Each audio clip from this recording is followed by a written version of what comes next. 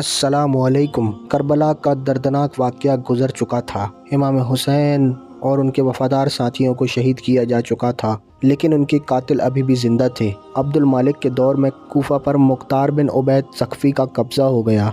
कूफ़ा पर कब्ज़ा करते ही मुख्तार ने एक ऐसा ऐलान किया जिसने हर तरफ हलचल मचा दी। उसने कहा, मैं इमाम हुसैन रज़ियल्लाहु ताला अन्हु के कातिलों में से एक भी इंसान को दुनिया में ज़िंदा नहीं छोड़ूंगा। अगर मैं ऐसा ना कर सका तो मुझ पर अल्लाह और उसके रसूल सल्लल्लाहु अलैहि वसल्लम की लानत हो। इसके बाद मुख्तार ने लोगों को बुलाया और कहा, मुझे हर उस इंसान का नाम और पता बताओ जो करबला में इमाम हुसैन के मुकाबले में गया था। लोग एक एक करके नाम बताने लगे और फिर मुख्तार ने उन लोगों को पकड़ना शुरू कर दिया। किसी को कत्ल कराया तो किसी को सूली पर लटका दिया। इब्ने साद का कत्ल। एक दिन मुख्तार ने अपने साथ बैठे लोगों से कहा, कल मैं एक ऐसे इंसान को कत्ल करूंगा जिसकी मौत से तमाम मोमिन और अल्लाह के ख़ास फरिश्ते भी खुश होंगे। वहीं बैठा हसीम बिन असवद नखई यह बात सुन रहा था। वह तुरंत समझ गया कि मुख्तार का इशारा अम्र बिन साद की तरफ है। वह उसी रात को अपने घर पहुंचा और अपने बेटे को इब्ने साद के पास भेजा। उसने जाकर कहा, अपनी हिफाजत का इंतज़ाम कर लो, मुख्तार कल तुम्हें मारना चाहता है।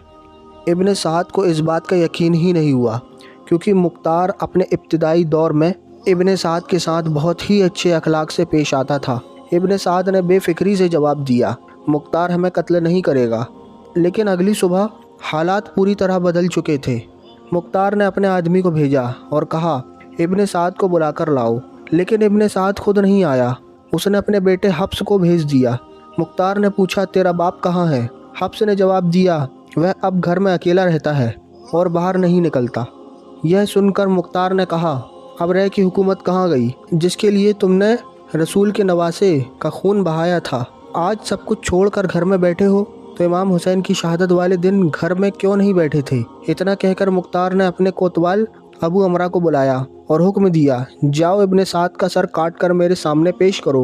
हुक्म मिलते ही अबू अमरा अपने सिपाहियों के साथ निकल पड़ा। कुछ ही देर बाद इब्ने साद का सर काटकर मुख्तार के सामने लाया गया। फिर मुख्तार ने हफ्स की तरफ देखा और पूछा, जानते हो यह किसका सर है?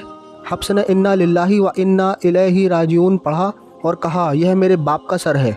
अब इनके बाद ज़िंदगी में कोई मज़ा नहीं रहा। मुख्तार ने कहा, तुम ठीक कहते हो, लेकिन अब तुम भी ज़िंदा नहीं रहोगे। इसके बाद हफ्स को भी कत्ल करा दिया गया। फिर मुख्तार ने कहा, बाप का सर इमाम हुसैन का बदला है और बेटे का सर अली अकबर का। इसके बाद मुख्तार ने कहा, हालांकि ये दोनों कभी भी इमाम हुसैन के बराबर नहीं हो सकते। अल्लाह की कसम, अगर मैं कुरैश के पूरे 3 गिरोह को भी कत्ल कर दूं, तब भी वह सब मिलकर इमाम हुसैन की एक उंगली के बराबर भी नहीं हो सकते। इसके बाद दोनों के सर हज़रत मोहम्मद बिन हनफिया रज़ियल्लाहु ताला अन्हु पास भेज दिए गए। करबला के मैदान में एक ऐसा भी बदनसीब इंसान था जिसने इमाम अली मकाम के मुबारक सर को उनके जिस्म से अलग किया था। उसका नाम था खौला बिन यजीद। मुख्तार ने अपने कोतवाल अबू अमरा को बुलाया और कुछ सिपाहियों के साथ हुक्म दिया, जाओ इसे जिंदा पकड़ कर लाओ। हुक्म मिलते ही सिपाही उसके घर पहुंच गए और चारों तरफ से घर को घेर लिया। उधर जैसे ही खौला को इसकी खबर मिली, उसके होश उड़ गए। वह भागकर घर की एक कोठरी में छुप गया और अपनी बीवी से कहा, अगर कोई पूछे तो कह देना तुम्हें नहीं मालूम मैं कहाँ हूँ। थोड़ी ही देर में मुख्तार के सिपाही घर के अंदर पहुँच गए। कोतवाल अबू अमरा ने पूछा, तुम्हारे शौहर कहाँ है? खौला की बीवी ने जुबान से तो कहा, मुझे नहीं मालूम, लेकिन हाथ के इशारे से उसके छिपने की जगह बता दी, क्योंकि जिस दिन खौला इमाम हुसैन का मुबारक सर लेकर घर आया था, उसी दिन से उसकी बीवी उससे नफरत करने लगी थी। सिपाही उस जगह पहुँचे तो उन्होंने देखा खौला अपने शरीर पर एक टोकरा रखे था। खौला अपने सिर पर एक टोकरा रखे ज़मीन पर चिपका बैठा है, मानो उसे कोई देख ही नहीं पाएगा। लेकिन उसकी यह चालाकी ज़्यादा देर नहीं चली। सिपाहियों ने उसे पकड़ लिया और मुख्तार के पास ले जाने लगे। इसी दौरान मुख्तार कूफा का दौरा कर रहा था। रास्ते में ही उसकी मुलाकात सिपाहियों से हो गई। मुख्तार ने वही हुक्म दिया, इसके घर वालों को भी बुलाओ। कुछ ही देर में उसके घर वाले भी पहुंच गए। फिर सबके सामने बीच बाजार में खौला को कत्ल कर दिया गया। लेकिन सजा यही खत्म नहीं हुई, उसकी लाश को आग लगा दी गई। जब तक उसकी पूरी लाश जलकर राख नहीं हो गई, जब तक मुख्तार वहीं खड़ा रहा। अब बारी थी उस इंसान की जिसका नाम सुनते ही हर चाहने वाले के दिल में दर्द उठता है, शिमर दिल जोशन। मुस्लिम बिन अब्दुल्ला बयान करते हैं, जब मुख्तार ने करबला में इमाम हुसैन के मुकाबले में जाने वालों को पकड़ पकड़ कर कत्ल करना शुरू किया, तो मैं और शिमर तेज रफ्तार घोड़ों पर सवार होकर कूफा से भाग निकले, लेकिन मुख्तार का गुलाम जरबी हमारा पीछा कर रहा था। हमने अपने घोड़ों को और तेज दौड़ाया, लेकिन वह लगातार करीब आता जा रहा था। यह देखकर शिमर ने मुझसे कहा, तुम यहाँ से निकल जाओ, लगता है यह गुलाम मुझे पकड़ने आया है।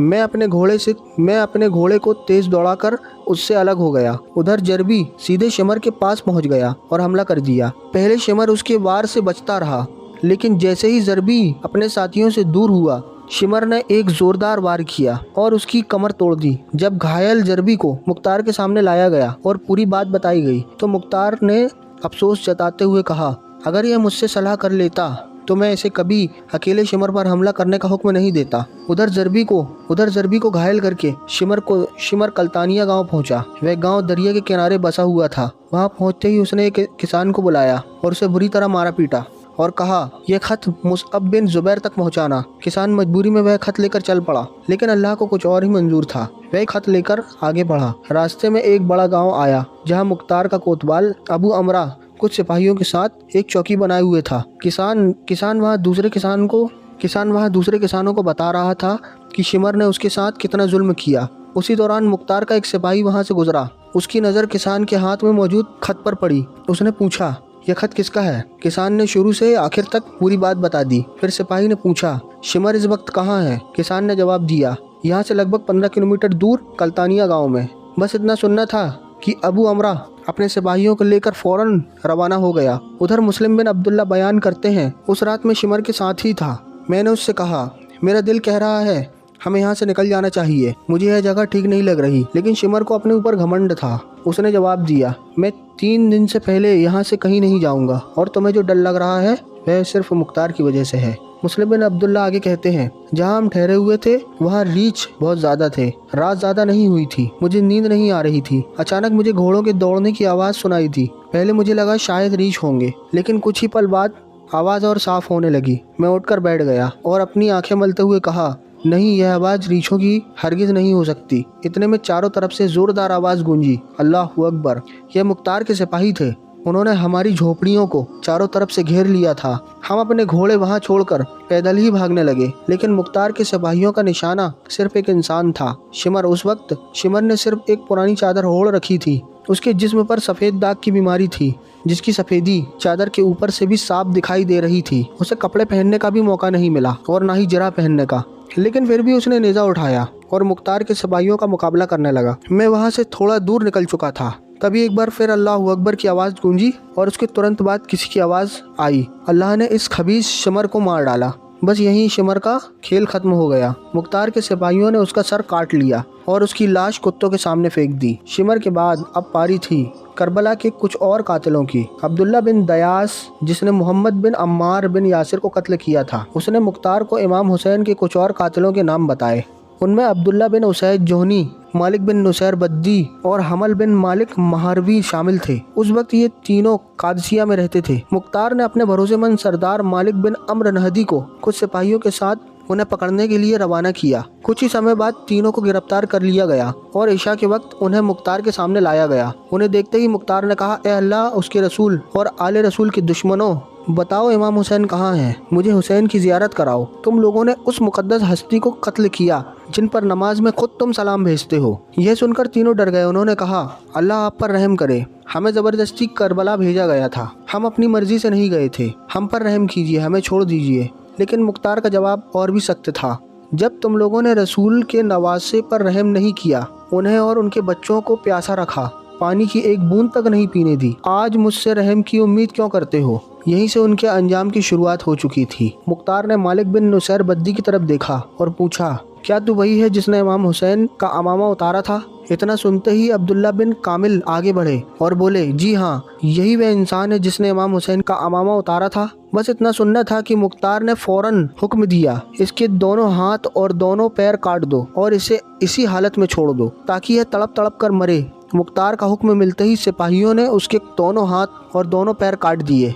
वह दर्द से तड़पता रहा, उसके जिस्म से लगातार खून बहता रहा और कुछ ही देर बाद तड़पते तड़पते उसकी मौत हो गई। इसके बाद उसके दोनों साथी अब्दुल्ला बिन उसैद जोहनी और हमल बिन मालिक महारवी को भी कत्ल कर दिया गया। अब मुख्तार की नज़र एक और बदनसीब इंसान पर पड़ी। उसका नाम था हकीम बिन तुफैल ताई। यही वह इंसान था जिसने करबला में हज़रत अब्बास अलमदार के कपड़े और हथियार अपने कब्जे में ले लिए थे और इसी ने हज़रत इमाम हुसैन पर तीर भी चलाया था। मुख्तार ने अब्दुल्ला बिन कामिल को बुलाया और कुछ सिपाहियों के साथ उसे गिरफ्तार करके लाने का हुक्म दिया। सिपाही हकीम को पकड़कर मुख्तार के पास ले जा रहे थे, लेकिन रास्ते में हकीम के घर वाले अदी बिन हाकिम के पास पहुँचे। उन्होंने कहा, आप मुख्तार के करीबी हैं, हमारी सिफारिश कर दीजिए, शायद हकीम की जान बच जाए। मुख्तार अदी की बहुत इज्जत करता था, इसलिए अदी सीधे मुख्तार के पास पहुंचे। मुख्तार ने बड़े एहतराम से उन्हें अपने पास बिठाया, फिर पूछा, बताइए किस काम से आए हैं। अदी ने कहा, मैं हकीम की सिफारिश करने आया हूँ, उस पर जो इल्ज़ाम लगाया गया है वह सही नहीं है। यह सुनकर मुख्तार ने, अबू ज़रीब, क्या आप इमाम हुसैन के कातिलों के लिए भी सिफारिश करते हैं? अदी ने फिर कहा, हकीम पर झूठा इल्ज़ाम लगाया गया है। मुख्तार ने जवाब दिया, अगर ऐसा है तो हम उसे छोड़ देंगे। लेकिन उधर हकीम को लेकर जा रहे सिपाहियों को यह खबर मिल चुकी थी कि अदी उसकी सिफारिश करने मुख्तार के पास पहुंच चुके हैं। उन्होंने अपने सरदार इब्ने कामिल से कहा, अगर हकीम को जिंदा मुख्तार के सामने ले गए तो हो सकता है अदी की सिफारिश मान ली जाए और यह बच जाए, जबकि आप इसके गुनाह को अच्छी तरह जानते हो। हमारी राय है इसे यहीं खत्म कर दिया जाए। इब्ने कामिल कुछ पल सोचते रहे, फिर बोले, ठीक है, जो करना है कर दो। सिपाही हकीम को एक घर के अंदर ले गए। उसकी मश्क अभी भी बंधी हुई थी। उसे एक जगह खड़ा किया गया। फिर उससे कहा गया, तूने हजरत अब्बास अलमदार के कपड़े उतारे थे, आज हम तेरे जिंदा रहते तेरे सारे कपड़े उतारते हैं। इतना कहकर सिपाहियों ने उसके जिस्म से सारे कपड़े उतार दिए और उसे बिल्कुल नंगा कर दिया। फिर उन्होंने कहा, तूने इमाम हुसैन पर तीर चलाए थे, आज हम भी तुझे तीरों का निशाना बनाते हैं। और फिर चारों तरफ से उस पर तीर चलाए जाने लगे। एक के बाद एक इतने सारे तीर मारे गए कि वह वहीं ढेर हो गया। यही हकीम बिन तुफैल का भी अंत हो गया। हकीम के मारे जाने के बाद इब्ने कामिल मुख्तार के पास पहुंचे और पूरी बात बता दी। ये सुनते ही मुख्तार ने कहा, तुम उसे मेरे पास लाए बिना ही कत्ल कराए। फिर अदी की तरफ इशारा करते हुए कहा, देखो अदी इसकी सिफारिश करने आए हैं और ऐसे इंसान हैं जिनकी सिफारिश कबूल की जानी चाहिए थी। इब्ने कामिल ने जवाब दिया, आपके सिपाहियों ने मेरी बात नहीं मानी, इसलिए मैं मजबूर हो गया। इतना सुनते ही अदी गुस्से में आ गए। उन्होंने इब्ने कामिल से कहा, ए अल्लाह के दुश्मन, तू झूठ बोलता है। तू अच्छी तरह जानता था कि मुख्तार मेरी सिफारिश मान लेंगे, इसी वजह से तूने उसे रास्ते में ही कत्ल कर दिया। इसके अलावा तेरे पास कोई और वजह नहीं थी। इब्ने कामिल भी जवाब देना चाहते थे, लेकिन मुख्तार ने अपने होठों पर उंगली रखकर उन्हें चुप रहने का इशारा किया। इसके बाद अदी मुख्तार से खुश होकर और इब्ने कामिल से नाराज़ होकर वहाँ से चले गए। अब मुख्तार की नज़र एक और बदनसीब इंसान पर पड़ी। उसका नाम अम्र बिन सुबह था। वह अपनी सदा कबीले का रहने वाला था। अम्र बिन सुबह अक्सर लोगों से कहा करता था, मैंने इमाम हुसैन के साथियों को तीरों से जख्मी किया था, लेकिन मैंने किसी को कत्ल नहीं किया। एक रात जब सब लोग गहरी नींद में सो रहे थे, मुख्तार ने अपने साथियों को उसे गिरफ्तार करने के लिए भेजा। जब सिपाही उसके घर पहुंचे तो देखा वह अपनी छत पर बेखबर सो रहा था। उसकी तलवार उसके सिरहाने रखी हुई थी। सिपाहियों ने उसे गिरफ्तार कर लिया और उसकी तलवार भी अपने कब्जे में ले ली। तलवार छीनते ही अम्र बिन सुबह अफसोस करते हुए बोला, अल्लाह इस तलवार का बुरा करे, अभी भी कुछ देर पहले तक यह मेरे बिल्कुल पास थी और अब मुझसे कितनी दूर हो गई। उसी रात सिपाही उसे पकड़कर मुख्तार के सामने ले गए। मुख्तार ने कहा, इसे सुबह तक कैद में रखो। अगली सुबह दरबार लाया गया। बहुत से लोग वहाँ जमा हो गए।